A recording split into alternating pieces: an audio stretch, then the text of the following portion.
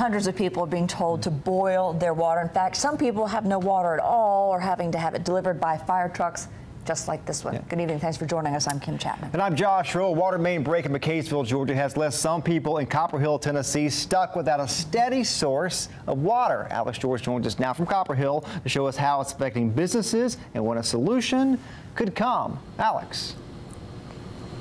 Yeah, Josh and Kim, I'm in Copperhill right now. I talked to city officials today who told me that right now they don't know when this water advisory is going to be over. So the solution they have is to get those residents who don't have water, the water that they can get, which is from a nearby water source and still needs to be boiled. That's where those fire trucks come in. They're bringing it from a source over near Copper Basin and bringing it down here to Copperhill, Tennessee. But all of that water is not safe to drink, so they have to continue to boil it. Now, for restaurants like the one behind me, that means that all of their business and their budget is affected by this. Every morning, the El Rio restaurant boils gallons of water. Employees come in hours early to make sure the restaurant can function just like usual. I put on the water, like a big gigantic pot, and it took an hour for it to boil for the tea, and like we opened and there still wasn't tea for the customers. The staff can still make a cup of coffee or a glass of sweet tea, but say there's no way to keep fountain drinks safe. We have to buy the ice, buy canned drinks, buy bottled water, and it's really hard.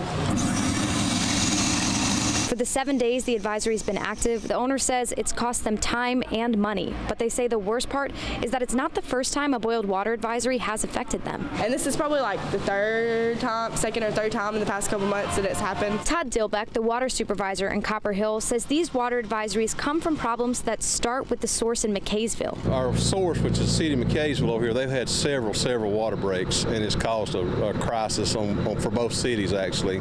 They can't furnish their customers, and neither can we.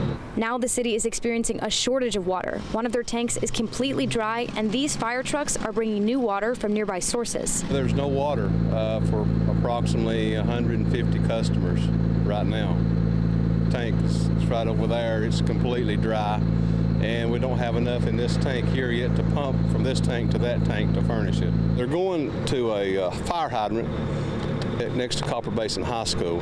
They're hooking to the hydrant, pulling water, filling their tanks on their trucks, and coming back here and dumping it into this tank for us. But the water in these trucks was not meant for consumption. So when the people that don't have water at all finally get it back, they'll have to boil it first. Every single drop. You know, we're doing all we can do, actually. So we're just trying to get by the best we can. Now, those fire trucks were going back and forth all day trying to fill up that tank that was completely dry, trying to get water to those people. But like I said, at this time, they don't know when the advisory is going to be over, and they don't know when those people will have their water back. Reporting live in Copperhill, Alex George for News Channel 9. Alex, thanks. Sunday, Copperhill issued the third boil water advisory in the last few months. Advisories also were sent out on December 28th and October 10th.